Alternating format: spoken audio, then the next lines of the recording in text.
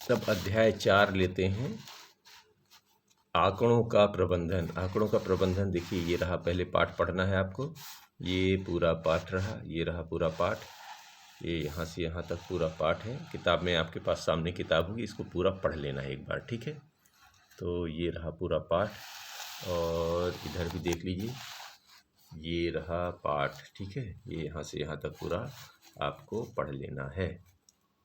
ये अब यहाँ पढ़ने के बाद यहाँ से शुरुआत होती है हमारे क्वेश्चन आंसर की। तो शुरू करते हैं।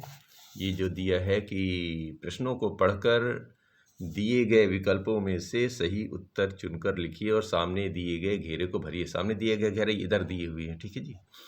तो जब एक सिक्के को उछाला जाता है तो चित्त प्राप्त करने की प्रायिकता, प्रायिकता क्या होती है? संभव परिणाम बटे कुल परिणाम। तो संभव परिणाम के 10 सिक्के को उठा लेंगे तो एक बार में 1 आएगा, और टोटल परिणाम 2 होते तो हो जाएगा 1/2। 1/2 दिया है बी में, तो यहाँ पर हम गोला लगा देंगे बी में। दूसरा कह रहा है कि जब एक पासे को फेंका जाता है तो 2 आने की प्रायिकता क्या है? 2 आने की प्रायिकता क्या होगा? एक पासे में देखिए, पासा में अधिकतम कितने होते हैं? 6 होते हैं, ठीक है ना। अंक, आप तो लूडो खेलते होंगे ना, उसी में तो 2 तो एक ही बार लिखा रहता है, तो वो तो 2 हो जाएगा 1, और कुल संख्याएं कितनी हो जाएगी? प्रायिकता 6, मतलब उसमें कुल संभव परिणाम 6 हैं, कुल परिणाम। तो इसमें 1/6 कहाँ लिखा है? ए में, तो इसका बनेगा ए में, ठीक है। अब इसी का तीसरा है कि संपूर्ण और उसके एक भाग को दर्शाने वाला आलेखी निरूपण क्या कहलाता है? संपूर्ण और उसके एक भाग को दर्शाने वाला आलेखी निरूपण कहलाता है पाई चार्ट, ठीक है जी। उसे पाई चार्ट या वृत्त आलेख कहते हैं। चाहे वृत्त आलेख लिखा हो या पाई चार्ट, किस में लिखा है? ये डी में, तो ये हो जाएगा डी। अब इसी में देखिए, ये चौथा प्रश्न दिया हुआ है, ये रहा कि संकेतों का प्रयोग करते हुए आंकड़ों का चित्रीय निरूपण है। तो संकेतों का प्रयोग करते हैं जो चित्रों का निरूपण होता है उसे बोलते हैं चित्रालेख, और ये किस में लिखा हुआ है? ये सी में, तो इसको सी गोले कर दीजिए। पांचवा जो प्रश्न है कि दिए गए आंकड़ों का बहुलक। बहुलक का मतलब होता है पहले जो भी आंकड़े दिए गए हैं आप इनको बढ़ते क्रम में लिख लीजिए व्यवस्थित करके, और जो संख्या सबसे ज़्यादा बार आई होती है वही बहुलक होता है। तो इसमें 9 जो है ये 4 बार आया है, तो ये बहुलक जो है 9 हो जाएगा। 9 किस में दिया है? ए में। ए का मान ये पहले में दिया हुआ है, तो हम ए में गोला लगा लेंगे। फिर यहाँ पर देखिए, प्रश्न नंबर 6 है कि एक थैले में 5 लाल गेंद 3 पीली गेंदें हैं। थैले के अंदर बिना देखे लाल गेंद प्राप्त करने की प्रायिकता। देखिए, थैले में जब लाल गेंदें हैं और 3 पीली गेंदें हैं तो 5 3 8 गेंदें तो कुल पर हो गई, और प्रायिकता क्या होती है? संभव परिणामों में से कुल परिणाम का भाग दे देना, प्रायिकता निकल आती है।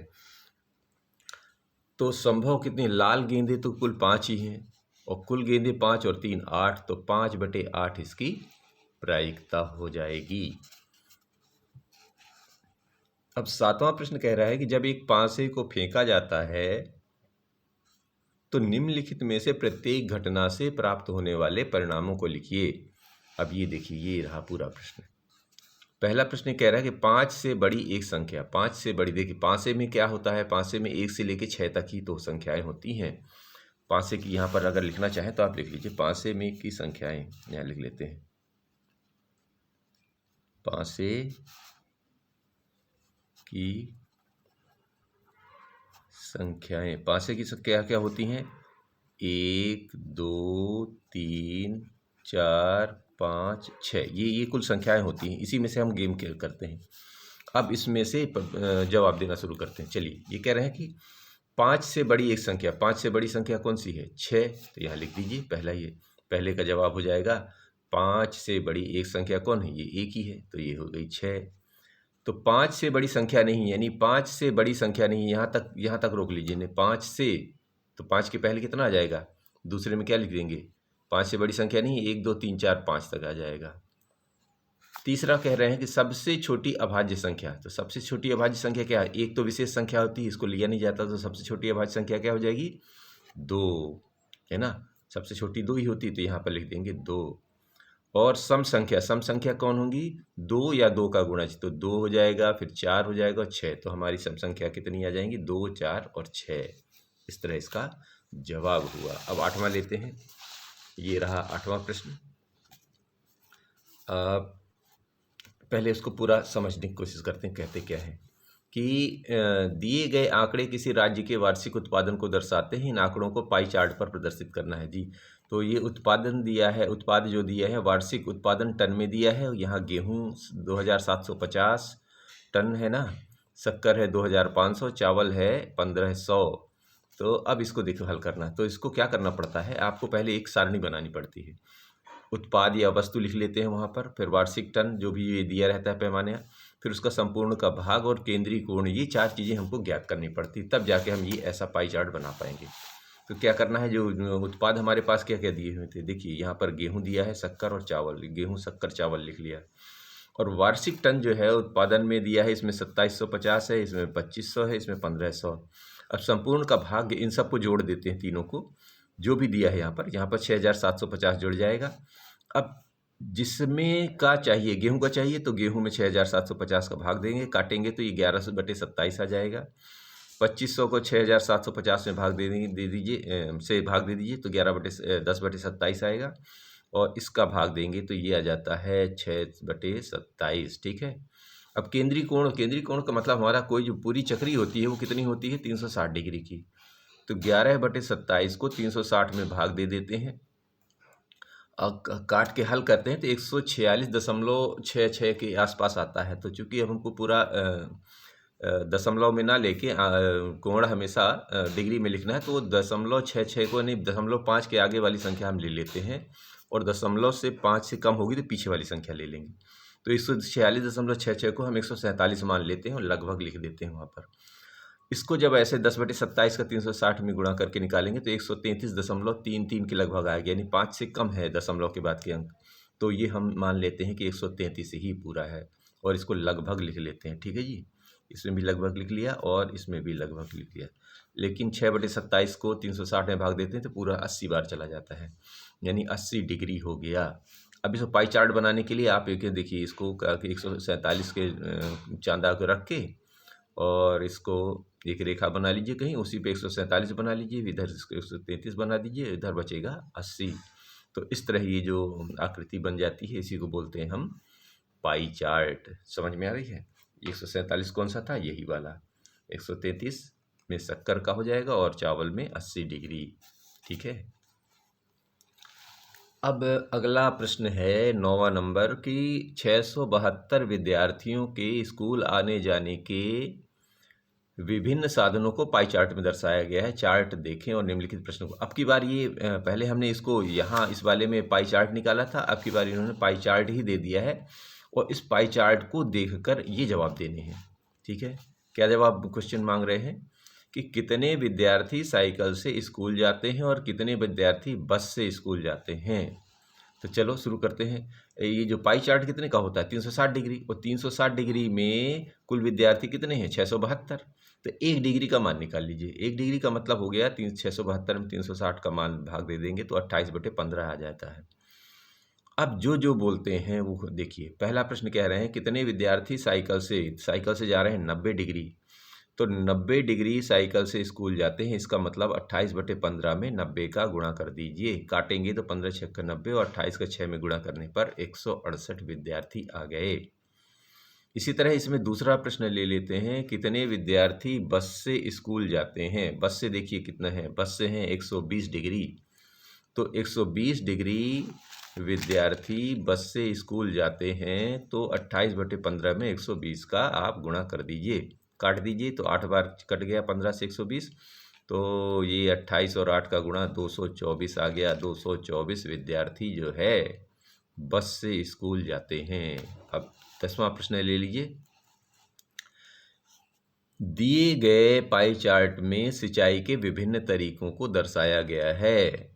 पाई चार्ट पढ़ें, यानी ये चार्ट रहा, इसको पढ़ना है और निम्नलिखित प्रश्नों के उत्तर दीजिए। पहले पढ़ लेते हैं जी। यहाँ 46% नहर दिया है, 17% टैंक दिया है, अन्य तरीके 12% और ट्यूबवेल 25% है। तो पहला प्रश्न ये है कि कितने प्रतिशत भूमि नहरों द्वारा सींची जाती है। तो यहाँ पे देख सकते हैं कितने प्रतिशत भूमि नहरों द्वारा सींची जाती है, तो इसका जवाब हो जाएगा 46%। अभी आगे लिखेंगे हम लोग। 17% भूमि किस माध्यम से सींची जाती है, तो ये है टैंक के माध्यम से। तीसरा प्रश्न है कि ट्यूबवेल से सींची जाने वाली भूमि का प्रतिशत, तो ट्यूबवेल से है 25%। बस इसी का जवाब इसके आप पीछे में लिख लीजिए। तो ये ही हमने यहाँ पर लिखने की कोशिश की है, देख लीजिए। 46% भूमि नहरों द्वारा सींची जाती है, 70% टैंकों के माध्यम से, और ट्यूबवेल से 25% भूमि सींची जाती है। 11वां प्रश्न है कि निम्न दंड आलेख में अलग अलग शैक्षिक वर्षों में कक्षा 8 के विद्यार्थियों की संख्या दर्शाई गई। ये रहा है हमारा दंड आलेख, ठीक है। दंड आलेख को देखकर, हाँ ऐसे थोड़ा सीधा कर लेते हैं। दंड आलेख को देखकर निम्नलिखित प्रश्नों के उत्तर दीजिए। ये रहा दंड आलेख। अब इसको प्रश्नों का उत्तर देना है। जरा ये भी देख लेते हैं यहाँ क्या दिया है। यहाँ शैक्षिक वर्ष दिया है 2003-4, 4-5, 5-6, 6-7 और 7-8। और यहाँ दिया है कक्षा 8 के विद्यार्थियों की संख्या, ये 350 तक दी है। अब प्रश्न ये कह रहे हैं पहला कि इस दंड आलेख द्वारा क्या सूचना दी गई है। तो सूचना देखिए यहाँ लिखी रहा करती, यहाँ कि निम्न दंड आलेख में अलग अलग शैक्षिक वर्षों में कक्षा 8 के विद्यार्थियों की संख्या दर्शाई गई। तो बस यही सूचना है। तो इस दंड आलेख द्वारा क्या सूचना दी गई है, तो इसका जवाब बनाना शुरू कर दीजिए कि इस दंड आलेख में अलग अलग शैक्षिक वर्षों में कक्षा 8 के विद्यार्थियों की संख्या दर्शाई गई है। दूसरा प्रश्न ये कह रहे हैं कि वर्ष 2004-5 में विद्यार्थियों की संख्या में अधिकतम वृद्धि हुई है। पहले प्रश्न पढ़ें कि किस वर्ष में विद्यार्थियों की संख्या में अधिकतम वृद्धि हुई है। अधिकतम का मतलब देखिए, सब में देखेंगे तो यहाँ से 100 है, इधर फिर 150 तो 200, तो 100 से और 200 के बीच में 2004-5 में हुई है। फिर सब में देखेंगे 50-50 का ही अंतर है। तो ये जो आंकड़ा है यानी वर्ष 2004-5, इसमें विद्यार्थियों की संख्या में अधिकतम वृद्धि हुई है, ठीक है। तीसरा प्रश्न ये कह रहे थे कि किस वर्ष में विद्यार्थियों की संख्या अधिकतम है। तो जिसका ग्राफ सबसे ज़्यादा होगा, यानी ये आखिरी वाले का ग्राफ सबसे ज़्यादा, और ये कितना है 350 यानी 350। तो सबसे अधिक ग्राफ जिसका है यानी 2007-8 में, तो इसका जवाब भी ऐसे ही लिखना पड़ेगा कि किस वर्ष में। इसका प्रश्न क्या था कि किस वर्ष में विद्यार्थियों की संख्या अधिकतम है। तो वर्ष 2007-8 में विद्यार्थियों की संख्या अधिकतम है। अब ये अगला कह रहे हैं कि बताइए कि यह सत्य है या असत्य कि 2005-6 में विद्यार्थियों की संख्या 3-4 में की विद्यार्थियों की संख्या की दुगनी है। देखिए जी, यहाँ देखिए 5-6 का इधर है और 3-4 का 4-5 का 3-4 का इधर है। 3-4 में थे 100 और 5-6 में कितने हैं जी, ये 250। तो 100 का दुगना कितना होगा 200, और ये कितना है 250 से ज़्यादा, 250 है, तो दुगना से ज़्यादा हो गया है।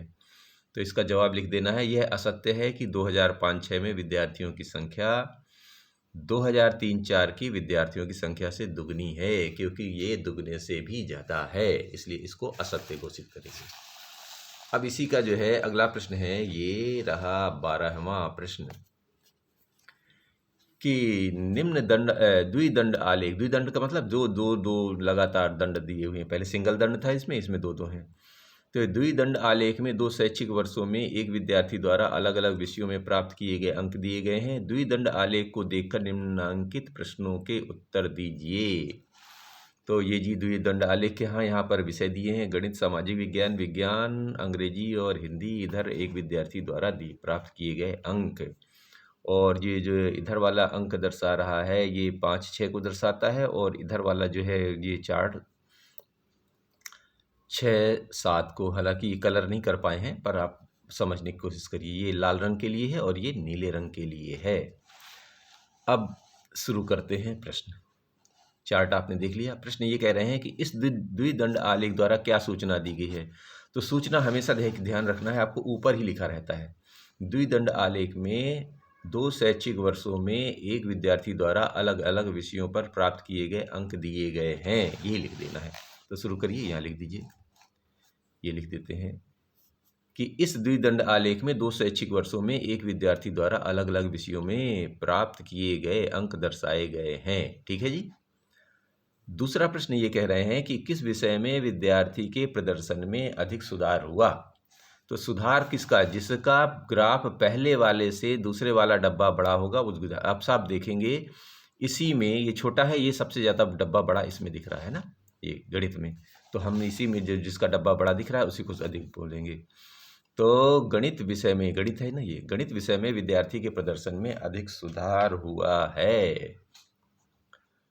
फिर तीसरा कह रहे हैं कि किस विषय के प्रदर्शन में गिरावट आई। गिराई मतलब पहले लाल वाले की तुलना में नीला वाला किसका कम है। तो लाल वाले की तुलना में नीला वाला देखिए ये अंग्रेजी में कम है, तो गिरावट इसी में आई है। इसका मतलब हम लिखेंगे आंसर कि अंग्रेजी विषय के प्रदर्शन में गिरावट आई है। और अगला आखिरी प्रश्न ये कह रहे हैं किस विषय में प्रदर्शन समान रहा, यानी जिसका ग्राफ, यानी इधर ये जो द्विदंडालेख का ग्राफ जिसका बराबर है, इसका असमान है, ये बराबर है दोनों। इसका मतलब जैसा हिंदी का अंक पहले आए थे वही हिंदी के अंक बाद में भी आए हैं, यानी प्रदर्शन वैसा ही का वैसा रहा, तो समान प्रदर्शन रहा। तो किसमें लिख देंगे, हिंदी विषय में प्रदर्शन समान रहा। ठीक है जी। अब लेते हैं प्रश्न नंबर 13 में कह रहे हैं कि किसी छात्रावास में विभिन्न भाषाएं बोलने वाले विद्यार्थियों की संख्या नीचे दी गई है, इन आंकड़ों को पाई चार्ट द्वारा। अभी हम लोग थोड़ी देर पहले इसको हल कर चुके हैं, इस तरह का सवाल वही करना पड़ेगा इसमें आपको भी। तो यहाँ क्या दी है, भाषा दी है हिंदी, अंग्रेजी, मराठी, तमिल और योग, और विद्यार्थियों की संख्या दी है 40, 25, 15, 10 और इसका योग है 90। तो आपको वही करना पड़ेगा, पहले एक तरफ बना लेते हैं सारणी, भाषा, फिर उसकी संख्या जो दी है ना, विद्यार्थियों की संख्या है नहीं, कौन सी, विद्यार्थियों की संख्या, और फिर उसका संपूर्ण का भाग और केंद्रीय कोण निकाल लेते हैं। तो हमारे पास है हिंदी, अंग्रेजी, मराठी, तमिल, तो यहाँ लिख दिया। इनकी जो संख्या है विद्यार्थियों की वो ये रही, योग 90 ये रहा। अब इसका संपूर्ण का भाग, यानी कि 40 में से 90 का भाग, 15, 25 में से 90 का, यानी सब में 90 का भाग देके यहाँ से भाग निकाल लेते हैं। तो इसका आ जाता है 4/9, इसका 5/18 है, इसका 1/6 और इसका आ जाता है 1/9। और संपूर्ण का भाग यानी केंद्रीय कोण निकालने के लिए इस संपूर्ण के भाग में 360 डिग्री का गुणा कर देते हैं। तो 4/9 में 360 का करेंगे तो ये आ जाएगा 160, 5/18 में 360 को हल करेंगे तो 100 डिग्री, 1/6 में 360 हल करेंगे तो 60 डिग्री, और 1/9 में 360 का गुणा करके हल करेंगे तो बन जाता है ये 40 डिग्री। अब इसको क्या करना है, आपको चांदा लेना है, एक कोई रेखा कैसे भी खींच ली और नाप के ये बना देना है। तो यहाँ हिंदी आ जाएगा 160, अंग्रेजी 100, मराठी हो जाएंगे 60 डिग्री और तमिल हो जाएंगे 40 डिग्री। इस तरह ये आपका केंद्रीय कोण बन के तरह पाई चार्ट तैयार हो गया। अब इसका एक अगला प्रश्न भी है, ये रहा प्रश्न 14। प्रश्न 14 ये कह रहे हैं कि दी गई सारणी में किसी राज्य के खाद्यान्न उत्पादन को दिखाया गया। राज्य बोले तो जैसे कि हमारा मध्य प्रदेश, उत्तर प्रदेश, ऐसे राज्य, खाद्यान्न उत्पादन को दर्शाया गया है। आंकड़ों को दंड आलेख में दर्शाइए। अब की बार ये आंकड़े दिए हैं आपको दंड आलेख, पाई चार्ट की जगह यहाँ पर दंड आलेख मांग रहे हैं, तो दंड आलेख बना दीजिए। वर्ष दिया है 2001, 2, 3, 4, 5 तक का। उत्पादन लाख टनों में दिया गया है 45, 48, 60, 62 और 80। तो देखिए दंड आलेख बनाने के लिए एक ये ये ग्राफ बनाया जाता है। ग्राफ में इधर एक्स अक्ष कहलाता है, ये है ना, इसको भुज बोलते हैं, और ये जो वाई अक्ष होता है इसको बोलते हैं कोटि। चाहे आप एक्स वाई बोल दीजिए, चाहे भुज कोटि बोल दीजिए, और यहाँ जो कटान बिंदु होता है इसको शून्य बोलते हैं। तो इधर हम वर्ष लिख लेते हैं, यानी कि ये जो दिया है, इधर उत्पादन लाख टनों में। अब एक पैमाना बना लेते हैं, 1 इकाई बराबर 10 लाख टन, ये हमने पैमाना मान लिया। 1 इकाई यानी यहाँ की, तो हमने 20-20 पर लिखा है। आप भी चाहे, जगह तो है नहीं तो इसको शॉर्ट में बनाने का तरीका यही है। और इधर उत्पादन लाख टनों में लिख लिया है हम लोगों ने, ठीक है। अब 2001 का उठाइए, कितना है 45, तो ये 40 से थोड़ा ऊपर उठा दीजिए तो ये 45 बन जाएगा। इसी तरह 2002 में 48, तो 45 से थोड़ा ऊपर ले जाइए तो ये 48 कहला जाएगा। 2003 में 60, तो 60 का तो पूरा पूरा साफ साफ दिख रहा है। 2004 में 62, तो 60 से थोड़ा सा ऊपर उठा दीजिए तो 62 बन जाएगा। और 2005 में 80, तो 80 तक को सीधा सीधा बना लीजिए। तो इस तरह ये आपका दंड आलेख। ध्यान रखना ये दूरियां बराबर बराबर रखनी है बस। तो इस तरह ये आपका दंड आलेख तैयार हो गया। 15वां लेते हैं। 15वां ये कह रहे हैं कि किसी स्कूल के विद्यार्थियों द्वारा पसंद किए जाने वाली आइसक्रीमों की महक यानी स्वाद दिया गया है। इन आंकड़ों को पाई चार्ट के रूप में निरूपित करें। ये जो है आपकी महक है, चॉकलेट, वनीला और अन्य प्रकार, और महकों को पसंद करने वाले विद्यार्थियों का प्रतिशत 50%, 25 और 25।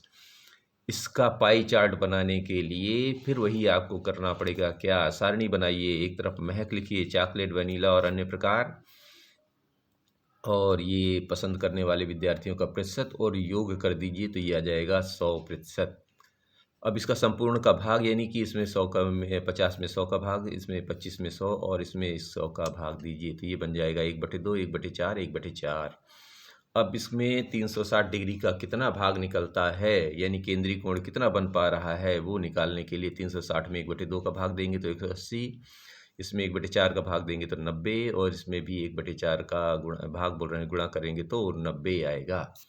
बस वो रखिए प्रकार बोल रहे हैं चांदा, और इस तरह ये 180 डिग्री का एक चॉकलेट का बना दीजिए, और 90 और 90 के बचे तो ये वैनिला और अन्य प्रकार हो जाएंगे। इस तरह ये पाई चार्ट तैयार हो सकता है। लिखना है तो यहाँ पे लिख सकते हैं 180 डिग्री, क्योंकि वो साफ साफ दिख ही रहा है। यहाँ पे 90 डिग्री लिख लीजिए, और इसमें भी 90 डिग्री लिख लीजिए, केंद्रीय कोण बन गए सब। तो इस तरह ये जो है आपका पाठ 4 समाप्त होता है।